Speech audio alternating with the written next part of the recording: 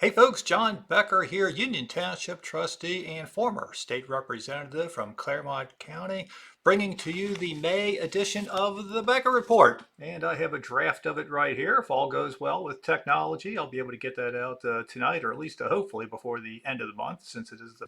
So just kind of briefly cover for you what I have in the edition. So, what I start off with is Roe v. Wade. So it appears that hopefully we're on the cusp of that getting overturned, and I do a number of comments on that. Actually, I got 2 pages devoted to that topic. One of which is simply a compare and contrast with the Dred Scott decision. And I always had previously thought of them, similarly as, among the worst Supreme Court decisions in the history of the nation. After I thought about it, I thought, well, really, Roe v. Wade is far worse than Dred Scott because Dred Scott didn't force slavery on all 50 states. With Roe v. Wade, it forced abortion on all 50 states. So there's a whole lot of commentary on that. So also I have a commentary on COVID and some recent studies, and I hyperlink to all this stuff, so you can follow up on that as much as you want.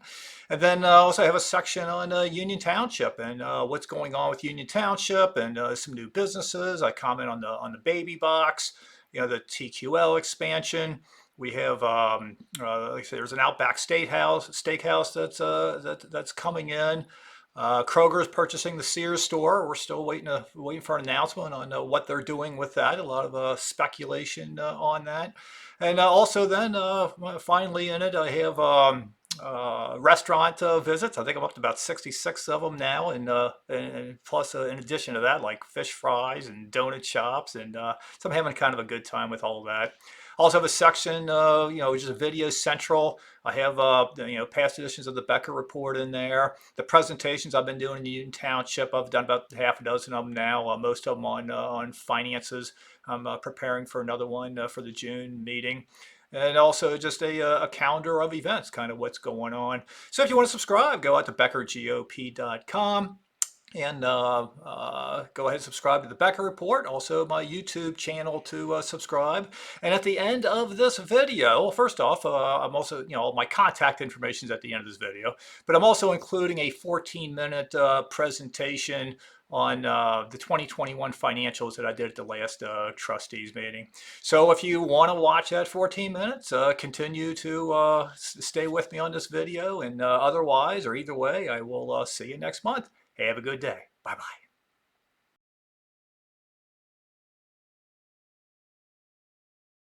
This time I'll move forward to the presentation on Township 2021 Financial Review from Trustee John Becker. Mr. Becker, the floor is yours. All right. Okay, so first off, I did I guess at a previous meeting, I did a presentation on our debt, where that stands, and the runoffs with the principal and interest and such. At the meeting after that, I did a presentation on property taxes. So the question is, where your property, you pay your property tax bill, where does that money go? And I showed how that breaks down into the different school districts and where that breaks down within the township. So what I got in mind is kind of going forward with some of these financial presentations is looking at kind of with the end in mind of a 2022 budget or a forecast, or both for that matter. So I want to take a look at 2021 first. So the numbers I'm giving you tonight are for 2021. And that chart you can see on the screen, I know you can't read any of the numbers. We're going to put all this out on the website. And this particular document is on the website. So this is what is known as government accounting. And I can tell you, after looking through these numbers and deciphering different funds and different accounts, and we have I think about 30 different funds that we're using, and I think hundreds of different accounts. I can tell you I have a newfound respect for Mr. Campbell and his staff for having to juggle government accounting, because it's not particularly straightforward or easy to deal with. And I'm new at government accounting. I'm used to doing corporate accounting. So what I have on here, again, so this is just the same chart that's been online. It's the year-end financial statement. So what I've circled there, the red circles, is the two columns I look at. So the first one there that's circled is the year-to-date revenue. So since it's full year, be full year 2020 revenue. and then in the other column circled is for the expenses. At the bottom, those are just the bottom line numbers. So the revenue for last year looks like it's about 72.3 million, and the expenses was 69.4 million. So when I'm doing other charts, I like to tie back to these numbers. I like everything to tie out, which brings me to the next chart. So this one is the total revenue, and this is called a donut graph. It ties out to the $72.9 million. So I highlighted in there, and it's a little bit busy, what's what. So over on the far right-hand side, you see pass-throughs, $29.3 million, which is about 40% of all of our revenue. So I guess the biggest example of a pass-through we have is related to that some of our debt instruments, one of them called a bond anticipation note. So that is something that we renew every year, and government accounting requires that we count that as revenue when we sell the bond and an expense when we renew the bond. Well, if you think of that as a home mortgage, you don't do it that way. Government accounting, we do it that way. So that's an example of one of the pass-throughs and what I call noise in the data. And then following that, you got property taxes for revenue, TIF revenue after that, and so on. The next slide takes the noise out of the data. So you take out those pass-throughs, and what do you got left? You got property taxes being kind of that lower left corner is the biggest piece of it. It's nearly 50% of all of our revenues in 2021, which is $21.3 million. And at the very top of the donut chart there, you see the TIF revenue, our second biggest revenue item. 34%, about a third of all our revenue, after you take the noise out, comes from TIFs. That's $14.8 million. Another big chunk of it over there is COVID ARP funds. So we got a chunk of that in 2021, and we have a chunk of that in 2022. That's an example of money that's not going to be around when we get into 2023. Next chart I have, similarly to what I just went through with on the revenue side, this is on the expense side of it. And this is the full amount. This chart ties out to the first chart that I showed you with the government accounting. This is $69.4 million and the breakdown of it. So over on the right-hand side, that big blue portion of it, those are the pass-throughs. Again, the biggest example of that is the that bond anticipation note is about $23 million that we renew every year. So that's 26, those pass-throughs are a total of $26.8 million. It's almost 40% of the total. So other big expenses is the salaries and benefits, and then the debt service. And this is the last chart that I have. So again, this takes the noise out of the data. So you remove those pass-throughs, and you're looking at real numbers. What do you got? So the biggest expense to the township are salaries and benefits, $16.8 million, about 40% of all of our expenses. What I find concerning is the number two source of expense. That's debt service. So that's principal and interest we spend on our debt. Now that's coming down rapidly. So when I do these numbers for 2022, it's going to be substantially less than the $6 million we have on there now, and less than 14% of total expenses. So the takeaways from all these slides is on the revenue side, property taxes is the number one revenue source, followed by the TIF income. And on the expense side, salaries and benefits is the biggest expense, followed by debt service. What I may do, and I'm kind of calling this a dry run, I've been kind of easing into these finance reports because I'm trying to understand government accounting because it is very new to me. I'm going to call this kind of a draft because I'm not sure that I'm always interpreting the numbers correctly. It all ties out in total. I might have some of the categories that are off. I might be going forward, I'm interested in doing something like a TIF runoff schedule, because some of our TIFs, again, that's the second biggest revenue source. Some of them are renewable, some of them are not. So I want to look at that runoff schedule to see, how concerned do we want to be and when, and also that bond anticipation note. We talked about, when I covered that presentation, we talked about the LIBOR rates, what that was tied to. So I looked up today's LIBOR rate, it's 2.67. That bond anticipation note is 3.9. So the problem is going to be when the LIBOR rate hits 3.9 and it's getting there quickly, we're going to have some decisions to make.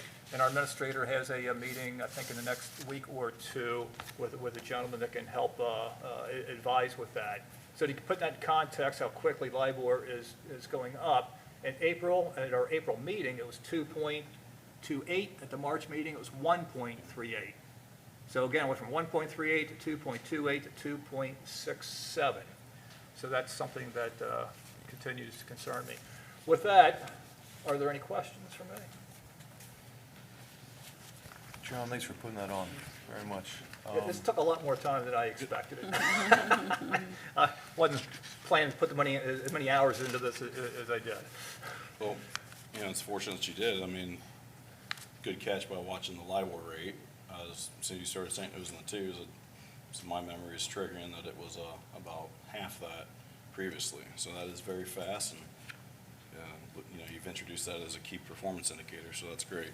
The TIF, the 14 million in revenue, I think that's a smart decision, what you're wanting to chart and look at, because it's my understanding that about 2032, 2033 is where about $8 million of residential TIF revenue falls off. So that $14 million will drop down significantly. So again, it's the long-term planning, the strategic planning that aligns with the actual budgeting here to be set up for success down the road, and that's less than a decade out. Really, when you look at it, look at where we are from today for actual planning purposes, because it takes time to get the infrastructure in place to get a legitimate plan in place. So thanks for doing that, and it makes me think on the economic forecast discussion that we had too with Connor Locker, and with that he indicated that 2031, 32, 33 was looking a little questionable in the national picture from a financial perspective. So got to really pay attention. We got to really pay attention to the fact that that's set up to have that $8 million. That's what Mr. Campbell's referenced before too. I think you've termed it as the cliff. So, yeah. So, so we're looking at a loss of $8.5 million. Is the residential TIFs, the law is that you can't renew those. So that is a revenue loss that we won't be able to redo. That's more than half of our TIF revenue. Tax incremental financing. So it's a tool that the township has utilized in the past as far as providing an alternate form of revenue to basically steer away from property taxes. So there's a lot more strategy to go behind it or to build around that for the future. But that's kind of where would be building that infrastructure from the ground up right now and today, as far as looking at where the township is today and what the short-term, mid-term, and long-term range is. So, thank you, Mr. Becker. No further questions, board member? Just one, Mr. Becker, thank you again for putting all this together.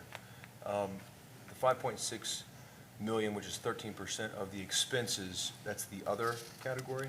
I assumed is that other, because I don't see any other category on there, that's would also include like road paving, salting the roads, winterizing. Is that would it be included in the other?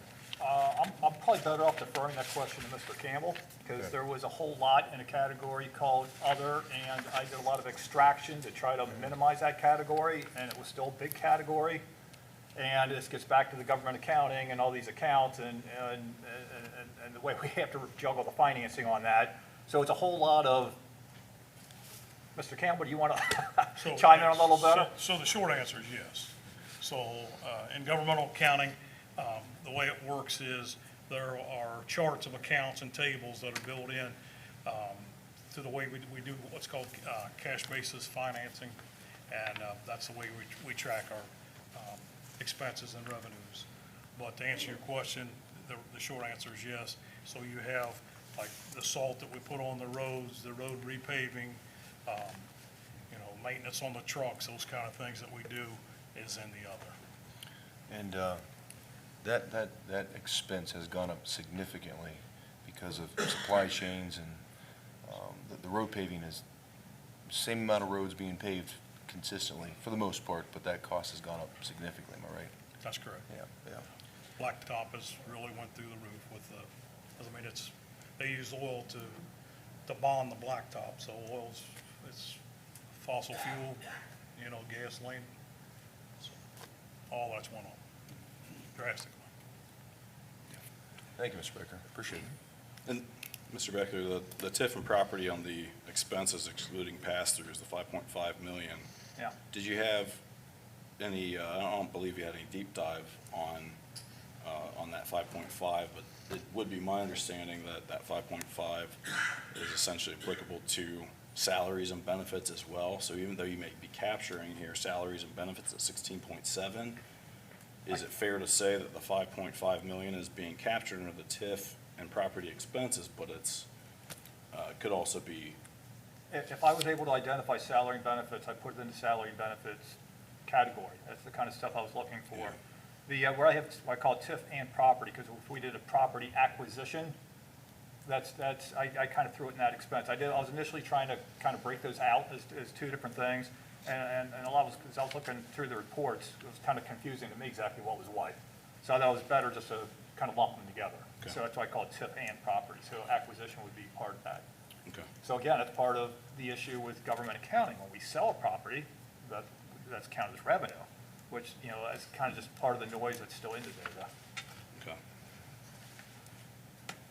Okay, there'll be more to come, I'm sure, and more to come on, again, Susan's kind of falls in line with items I've talked about as far as Township Administrator's operating budget that's presented, that's public facing, and strategic planning and how we put things together moving forward. So that's fantastic. So, Mr. Becker, appreciate the legwork ahead of time on all these actions.